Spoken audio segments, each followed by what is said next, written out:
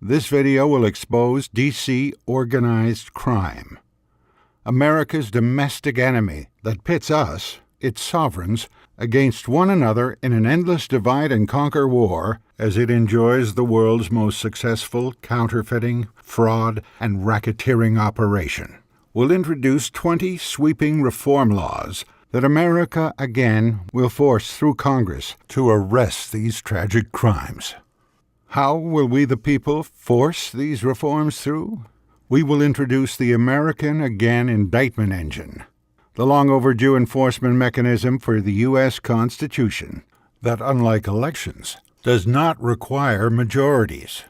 Requiring less than 1% of the population, the AmericaAgain indictment engine is a peaceful, practical, perpetual mechanism to arrest D.C. organized crime.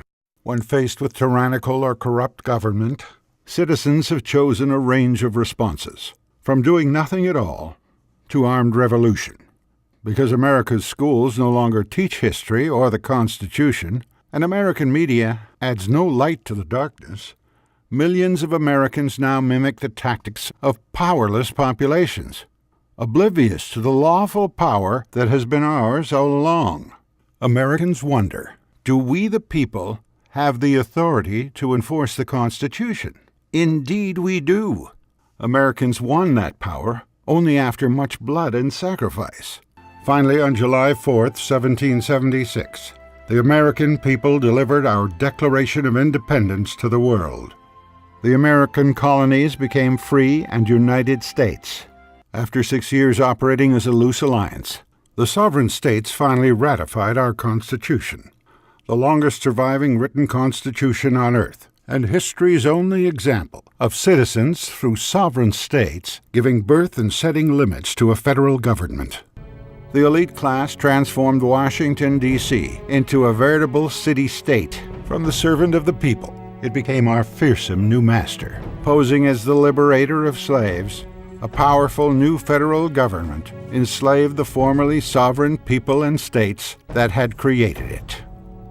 Today, although a new generation of scholars and authors is finally shining truth on 5 generations of D.C. propaganda, 150 years of programming have taken their toll on our minds. The blood feud was simply shifted by the money powers into a perpetual war of partisan politics. For the billionaires that control D.C., the tactic is simple. Keep Americans divided into equal, offsetting halves at one another's throats. Divert their attention and drain their passion on one another. Most importantly, always offer 2 solutions for any problem: pointless elections and a new government program. One example of D.C. programming is the pledge created by socialist preacher Francis Bellamy in 1892. The Bellamy Pledge began with a heel-clicking gesture, followed by a stiff-arm salute to the U.S. flag as the chant was recited. When Hitler's Nazis and Mussolini's fascists adopted the same heel-click and stiff-arm gestures in their national pledges, FDR ordered the American Pledge of Allegiance modified to the hand-over-heart chant that is still recited daily by millions of Americans. Government and private schools still program children to revere Lincoln as America's greatest president. Yet history clearly proves that the Lincoln administration was the launching point for organized crime control of D.C. and the hijacking of our Constitution. Lincoln's War was the pivotal moment in the history of our Constitution, when Washington, D.C. claimed the master's role, transforming the American people into terrorized servants. Yet the U.S. Constitution is no mere parchment tradition. It is the highest law in America. Its first 3 words make clear that we the people are the creators of federal government. Popular sovereignty means that we the people are America's apex sovereigns, the highest level of American government. The next lower level of government is the sovereign states, seen as a contract. The people in the states were the parties to the Constitution. Finally, the lowest level of the American government is the federal servant that we the people created, defined, and limited in our highest law. Every American attorney and judge must honor this law. Yet the media, Washington, D.C., our schools and federal courts teach precisely the opposite. The Founding Fathers were very clear. The American people are the ultimate power over government. The basis of our political system is the right of the people to make and to alter their constitutions of government. The Constitution is not an instrument for the government to restrain the people. It is an instrument for the people to restrain the government, lest it come to dominate our lives and interests. The Constitution was created by the people of the United States, composing the respective states, who alone had the right. The powers delegated by the Constitution to the federal government are few and defined. Those which remain in the state governments are numerous and indefinite. In case of a deliberate, palpable, and dangerous exercise of other powers not granted by the Constitution, the states who are parties thereto have the right and are duty-bound to interpose for arresting the progress of the evil. Legislators and judges alike are the servants of the people, have been created by the people, just as the people have created the Constitution. They hold only such power as the people have for the time being delegated to them. If these public servants disagree as to the amounts of power respectively delegated to them by the people under the Constitution, as a matter of course it should be the right of the people themselves to decide between them. Larry Kramer, the former dean of Stanford Law School, is a national authority on James Madison, father of the Constitution. His book, The People Themselves, makes clear that the American people are the highest authority in government. We must first lay claim to the Constitution ourselves, publicly repudiating justices who say that they, not we, possess ultimate authority to say what the Constitution means. We must refuse to be deflected by arguments that constitutional law is too complex or difficult for ordinary citizens. And above all, we must insist that the Supreme Court is our servant and not our master. The Supreme Court is not the highest authority in the land on constitutional law. We are. But exactly what crimes is Congress committing? Criminal count number 1 is counterfeiting. America's highest law has stipulated for 225 years that only gold and silver coin is lawful U.S. money. But as former law professor John Remington Graham explains in his book, Blood Money, the Civil War and the Federal Reserve, America's bloodiest war was a smokescreen for counterfeiting. The 37th Congress passed the Legal Tender Act of 1862 in open violation of the U.S. Constitution, and Lincoln immediately signed the lawless act. The D.C. printing press began churning out worthless paper that Congress forced Americans to accept in place of silver or gold. 5 years after the war ended, with countless American communities still in ruin, the U.S. Supreme Court ruled in Hepburn v. Griswold that paper was not lawful U.S. money. But to arrogantly prove their power over government, on the same day the Hepburn ruling was handed down, the banks had President Grant appoint 2 of their hand-picked puppets, Bradley and Strong, to the court. Within months, the court reversed itself, allowing Congress to resume its counterfeiting. These crimes have been pointed out by generations of whistleblowers. In 1884, America's foremost historian published an essay proving beyond a doubt that Congress and the Supreme Court were counterfeiting, that our Founding Fathers were adamantly opposed to paper ever being used as U.S. money. But then as now, the money power controlled media, and few Americans listened to Bancroft.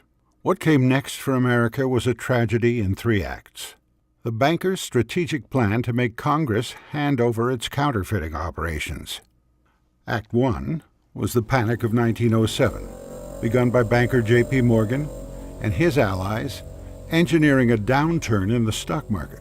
Morgan then had President Teddy Roosevelt appoint him as the White House advisor on banking and finance, establishing Morgan's credibility as he published a false report that Knickerbocker Trust Company was insolvent. That report began a domino effect, causing an eventual 50% collapse of the stock market and closure of hundreds of banks throughout 1908.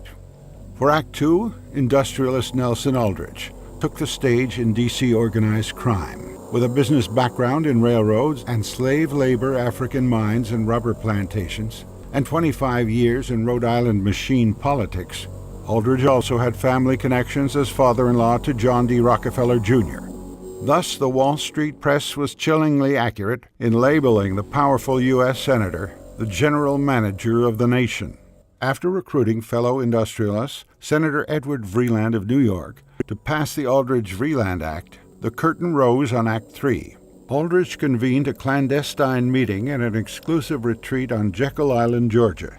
Traveling under false names to the retreat, the conspirators included managers of J.P. Morgan and Rockefeller family banks and investment interests. The Jekyll Island retreat produced the Federal Reserve Act of 1913, which Aldrich himself pushed through Congress. Supreme Court Justice Louis Brandeis published a book exposing the bankers, as George Bancroft had done a generation before. But again, few Americans grasped the truth through a sea of captive media lines, and the Roaring Twenties further distracted the American people. Oh, there was discontent among the citizens then as now about the Fed cartel, but given our ignorance of economics, civics, and the Constitution, Americans were easily led to believe that the Fed knows best, that mere citizens cannot possibly understand the lofty world of finance. By merely allowing the Fed cartel to take the name Federal Reserve, Congress adds to its second criminal count, fraud. The fourth act of the bankers' shrewd play was the Federal Reserve trade name, logo, and seal. Its obvious design to defraud citizens into believing that the cartel is an arm of federal government. The Federal Reserve is no more a part of constitutional government than is Federal Express. But citizens' widespread belief to the contrary for a century establishes the fact of Congress's fraud. As with Bancroft and Brandeis in their generations, one courageous congressman dared to expose the counterfeiting cartel.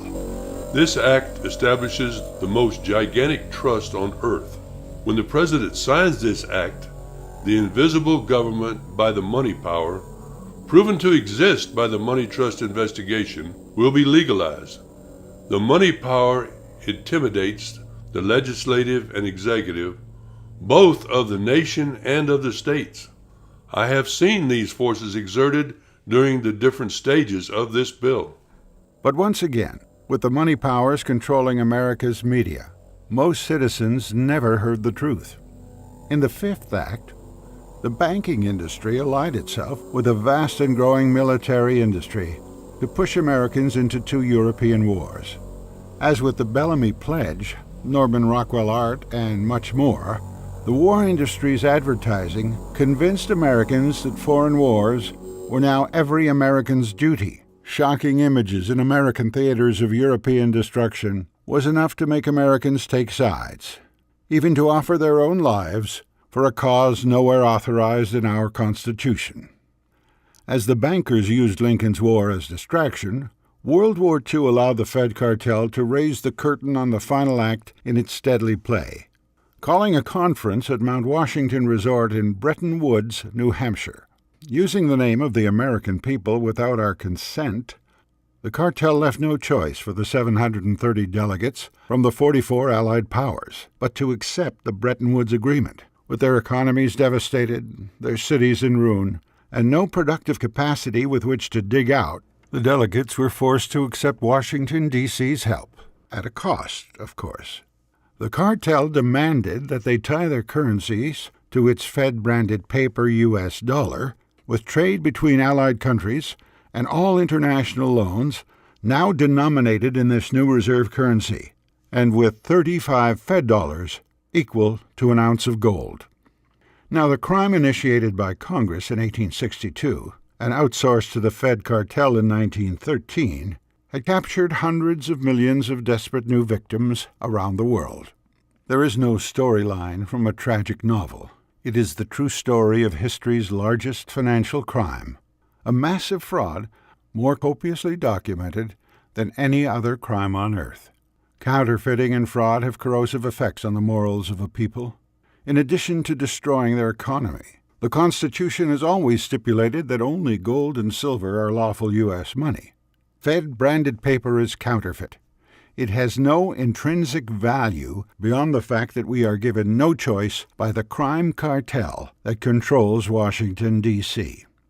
We, the people, will now begin to overcome our ignorance of history and our acquiescence in our servants' crimes. But to arrest crime, we must understand how its perpetrators operate.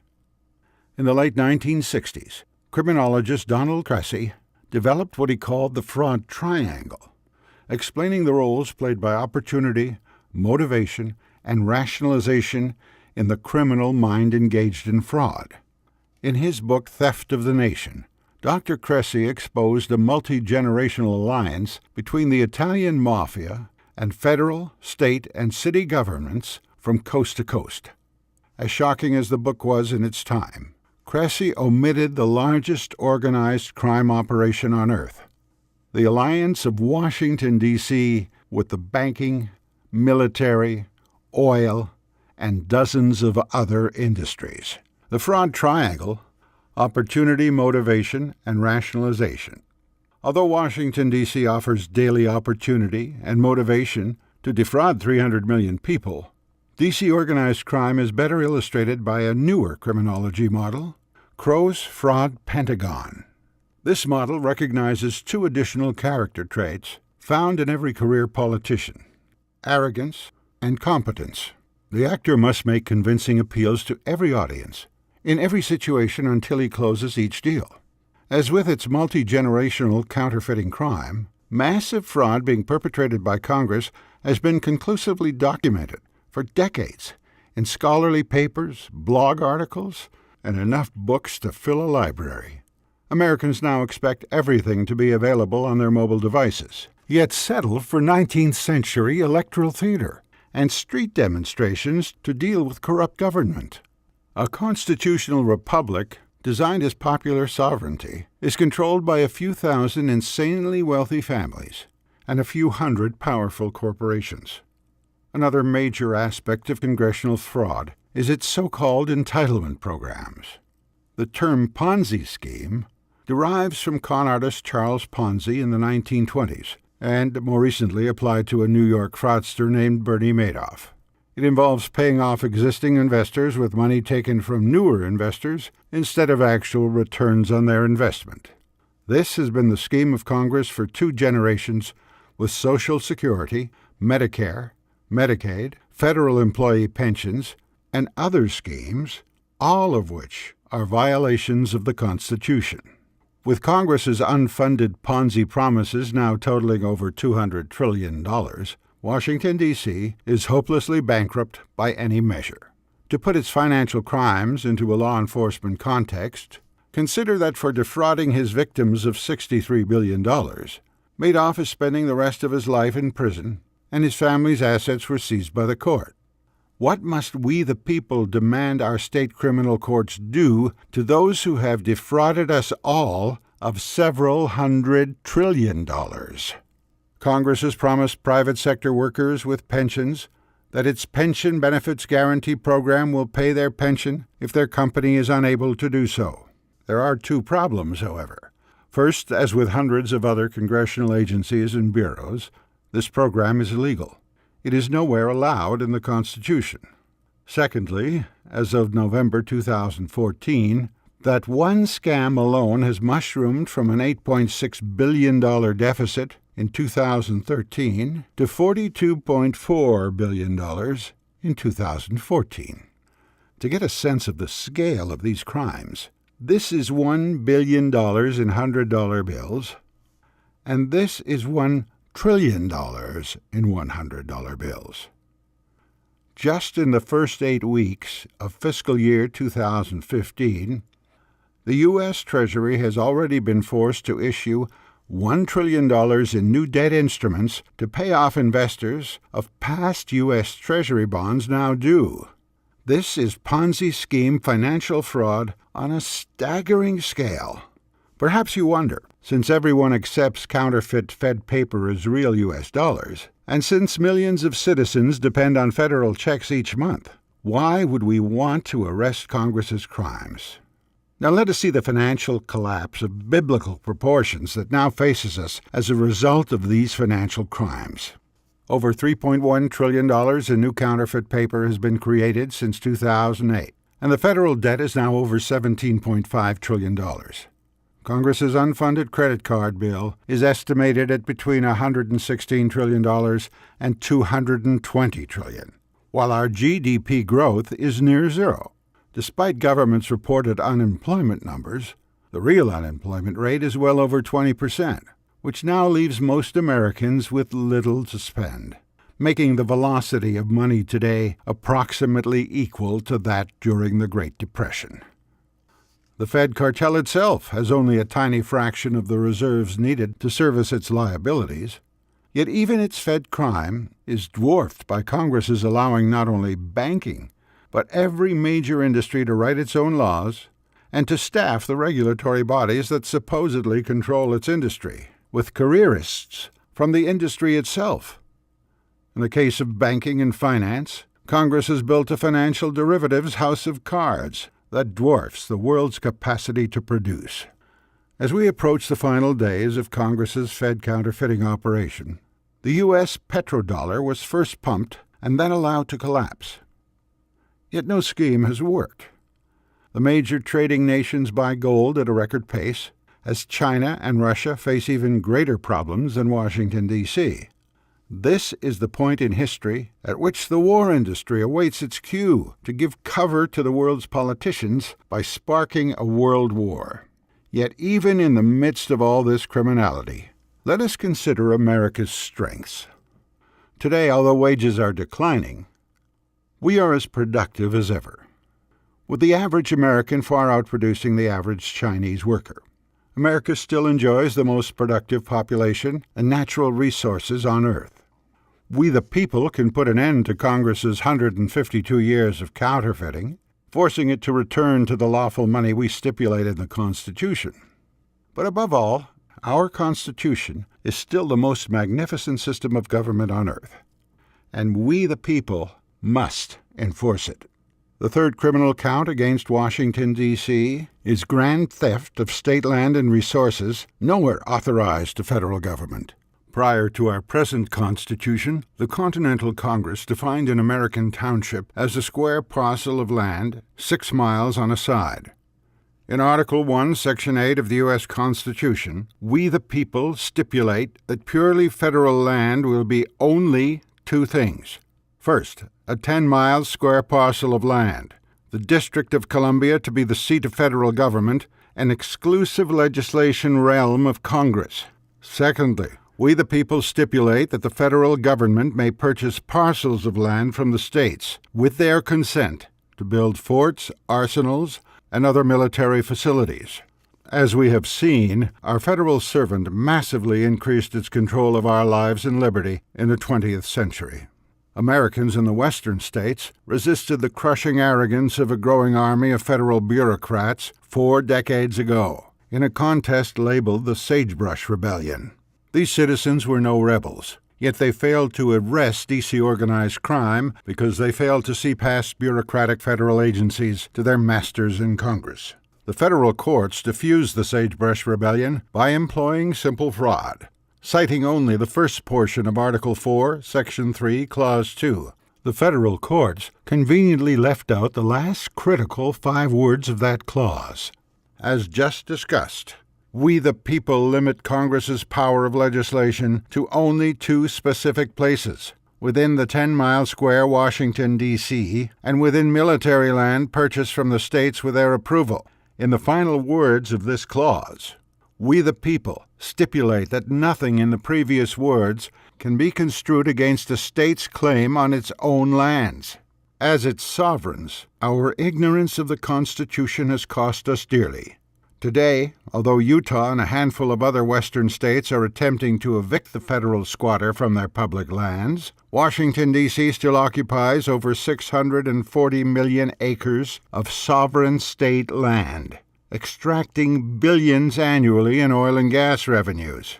Congress is legally withholding from the sovereign states $150 trillion in their own mineral resources in favor of oil industry profits.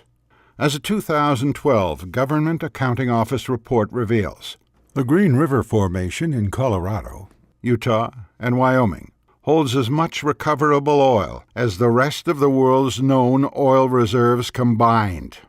No amount of arguing with bureaucrats or federal judges can end the criminal operations of Congress. The Constitution is clear. It's time for law enforcement against a lawless U.S. Congress in the pocket of billionaires and industry.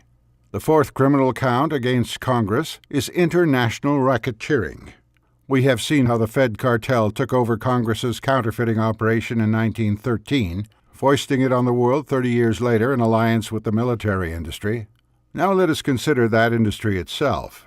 In Lincoln's era, Washington, D.C. put its new military boot down on these sovereign states. A generation later, that military would begin to be used for foreign plunder. When Sanford Dole invaded the pineapple plantations of the Kingdom of Hawaii, President McKinley sent the U.S. Marines to depose Hawaii's queen, and Dole declared himself dictator. But Sanford Dole was only the tip of an iceberg of American banking, military, oil, sugar, and other industries that began fundamentally transforming American character from the non-interventionist culture of our founding fathers into another swaggering, plundering superpower. A mysterious explosion aboard the USS Maine, conveniently docked in Havana Harbor, was blamed on Spain, allowing Congress to declare war. When publisher William Hearst sent an artist to Cuba to sketch Cuban insurgents fighting for independence from Spain, the artist complained that all was quiet in Cuba, and he wished to return. Hearst responded, "You furnish the pictures, and I'll furnish the war." After investigations, the USS Maine explosion could not be pinned on Spain, but Teddy Roosevelt and the American industrialists had already whipped the American people into war frenzy. Banking, military, oil, electricity, communications, and shipbuilding industries employed the swaggering Roosevelt and dozens of puppet members in Congress to order construction of the Panama Canal and a massive new Great White Fleet. Roosevelt sent the fleet to circumnavigate the globe for the single purpose of displaying the world's shiny new superpower. A multi-million-dollar bonanza for American industry, all for the cost of sinking one ship. In exchange for a $20 million payment, Spain handed over control of Cuba, Puerto Rico, Guam, and the Philippines to the military-industrial complex, using the name of the American people. Over a 120-year period, the banking, military, and oil industries convinced presidents and Congress to send young Americans to invade, occupy, and capture over 40 countries in our name, all in open violation of the U.S. Constitution. Major General Smedley Butler, the most highly decorated officer in the history of the U.S. Marines, wrote a book exposing the military banking industrial monster. I spent 33 years and 4 months in active-duty military service. I spent most of my time as a high-class muscle man for big business, for Wall Street and the bankers. I was a racketeer, a gangster for capitalism. I helped make Mexico, and especially Tampico, safe for American oil interest in 1914. I helped make Haiti and Cuba a decent place for the National City Bank boys to collect revenues in. I helped in the raping of a half a dozen Central American republics for the benefit of Wall Street. I helped purify Nicaragua for the International Banking House of Brown Brothers in 1902 to 1912. I brought light to the Dominican Republic for the American sugar interest in 1916. I helped make Honduras right for the American fruit companies in 1903. In China, in 1927, I helped see to it that Standard Oil went on its way unmolested. Looking back on it, I could have given Al Capone a few hints. The best he could do was operate his racket in 3 districts. I operated on 3 continents. The old pattern was repeated. An expert of impeccable credentials wrote a book, hoping to wake the American people, and in this case to keep us out of Europe's Second War. But again, a whistleblower's message was drowned out by propaganda in schools, newspapers, and movie theaters. In the midst of the Great Depression, FDR considered war to be the most convenient exit strategy. In a dozen books, It is now established beyond debate that FDR not only knew in advance, but virtually invited the Japanese to attack Pearl Harbor.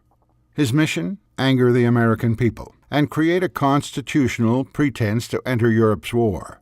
The payoff would be ending the Great Depression with new jobs and billions of dollars in military contracts. As we have seen, the Fed cartel had far larger plans for that war. In his 1961 presidential farewell address, former five-star General Dwight Eisenhower coined the term military-industrial complex, warning that it would destroy our form of government, little realizing what we have just seen, that America's constitutional government had been hijacked a century before. During Eisenhower's administration, racketeers in Congress began enacting, enabling, and funding a propaganda and fear campaign known as the Cold War. As with today's war on terror, the open-ended, nebulous enemy was a word: communism. Had Americans been taught history, they would have known that in fact 8 of the 10 planks of Marx's 1848 Communist Manifesto were U.S. federal policy by Woodrow Wilson's administration in 1913. 2 generations before the war on communism began, Washington, D.C. already met Karl Marx's definition of communism. For D.C. organized crime, fear proved a powerful tool. After developing and detonating the only atomic bombs ever used against humans, the Soviet Union was allowed to steal sufficient military secrets to give the appearance of a fight to the death. Showing an occasional atomic bomb on theater and television screens, government media and schools trained Americans of every age to live in daily terror of our nebulous enemy, communism. In truth, the crumbling Soviet Republic was unable to even feed its people. Raised on sports and pep rallies, America's competitive spirit gave full flag-waving support to the most massive industry in history, the creature that President Eisenhower warned us against, until it now dwarfs all other major military forces on Earth combined. As with Congress's crimes of counterfeiting and fraud, Congress's international racketeering has been exhaustively documented in enough books to fill a large home library. Far beyond Hawaiian pineapples, a third major industry formed the core of D.C. organized crime: oil. Alongside the banking and military industries, this troika put CIA boots on the ground to spark Middle East wars at will, generating billions in profits for stockholders and a handful of ruthless families. Congress's 5th criminal count is domestic racketeering. As with Rome at the peak of empire, corrupt individuals and organizations are drawn to Washington, D.C., the seat of world empire. Once the home of true statesmen, the lawless city-state now attracts politicians whose love of public attention and power begins in childhood and spans long D.C. careers. We, the people, delegated only 17 services to our federal servant. From those 17, Congress has used the general welfare and interstate commerce clauses and many other fraudulent devices to spawn hundreds of billion-dollar agencies, bureaus, departments, programs, and regulatory bodies, each with its own bureaucracy and budget, expanding annually in a web of self-perpetuating waste, fraud, and abuse. These agencies and bureaus recruit millions of Americans into the bottom of the racketeering operation through family welfare handouts, while Congress and the executive branch feed their masters from the top end through corporate welfare handouts. Industry, bureaucracy, and politicians coexist in fascist alliance, feeding off the productive citizens while breeding generations of parasitic citizens, all the while convincing taxpayers that our only remedy is more electoral politics. For decades, both parties in Congress have refused to enforce our borders, finding irresistible the millions of new parasitic citizens who will vote them back into office for a lifetime. Today's tsunami of illegal aliens will have their medical bills and children's education paid by local and school district taxpayers, who will lose their home at a sheriff's sale if they refuse to pay. Meanwhile, wealthy patrons enjoy a steady supply of housekeepers, nannies, gardeners, cooks, and dishwashers at 30 cents on the dollar. As the criminogenic teacher of state, county, city, and school district bureaucrats, Congress leads the coercive transformation of a once free people into another failed communist experiment. This powerful combination of industries has controlled Congress and has sucked the lifeblood out of the American taxpayer and small business for over a century, joined by a ballooning welfare state that now threatens total collapse of the American economy. Congress's sixth criminal count is extortion. No power, foreign or domestic, instills as much fear in the taxpayer's heart as Congress's state-sponsored terror organization. Congress's IRS operation destroys countless American lives, marriages, and businesses each year.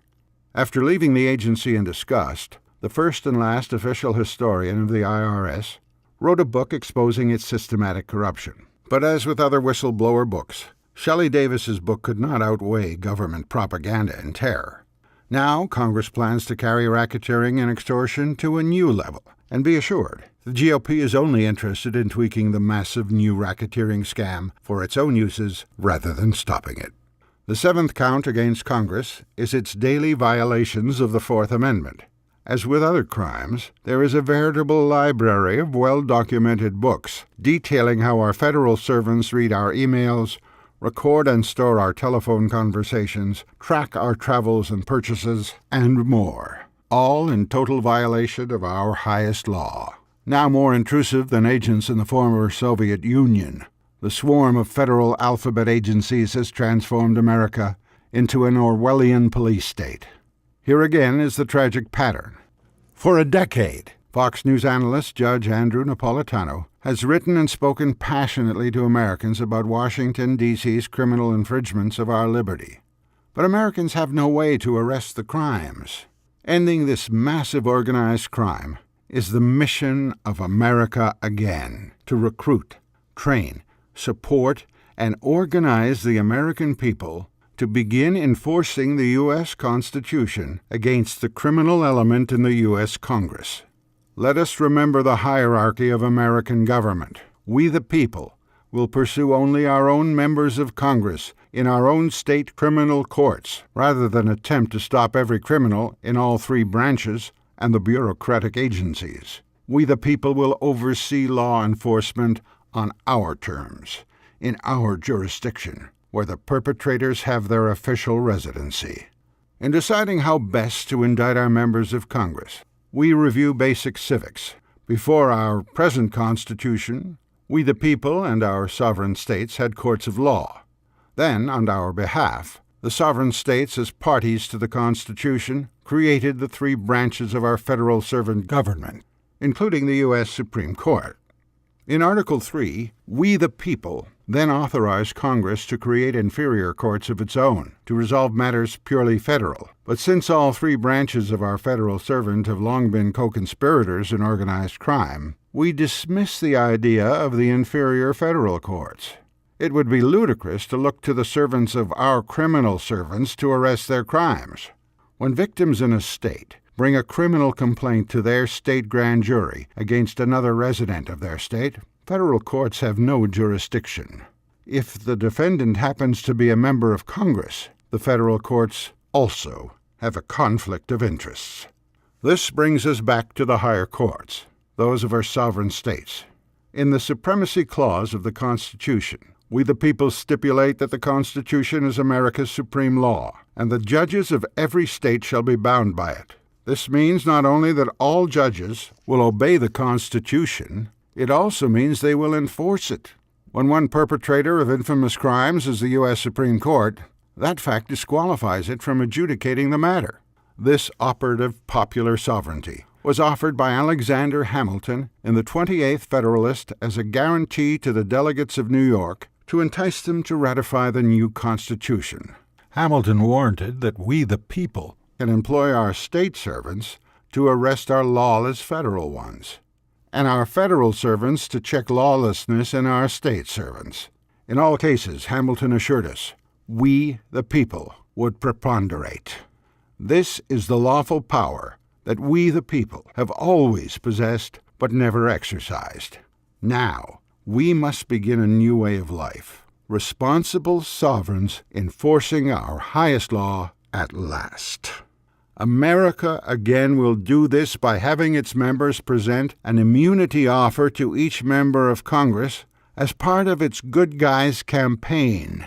If the politician agrees to co-sponsor the 20 reform laws, AmericaAgain will hold a televised public signing ceremony to begin pursuing passage of the first reform bills, the long-term goal being to force all 20 bills through passage over several years. Those politicians who laugh off or otherwise reject the offered immunity deal will be targeted by their local AmericaAgain members and the AmericaAgain legal section to pursue state criminal court indictment of the corrupt politician.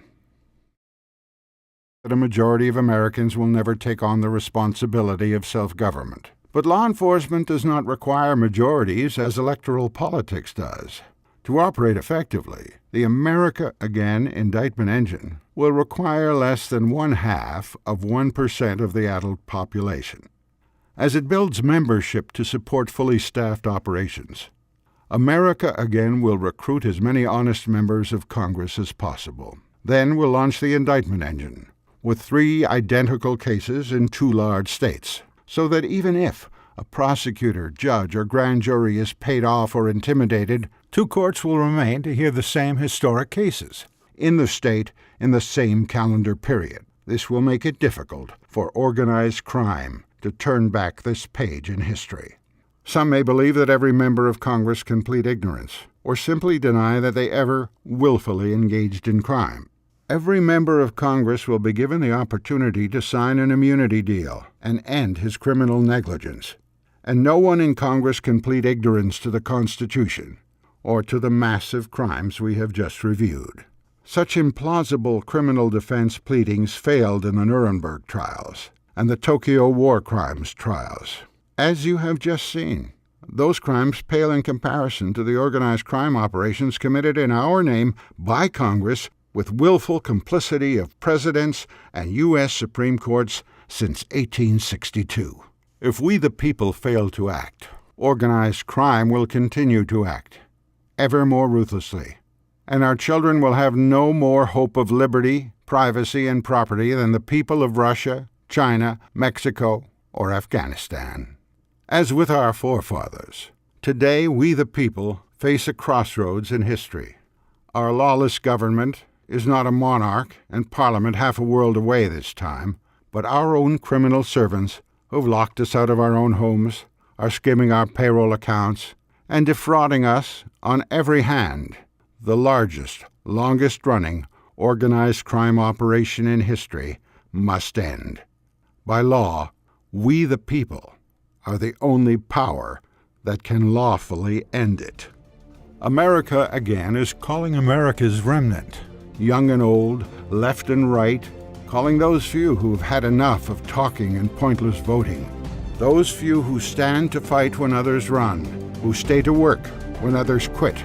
AmericaAgain will recruit, equip, support, and organize we the people to again stand toe-to-toe with evil and win.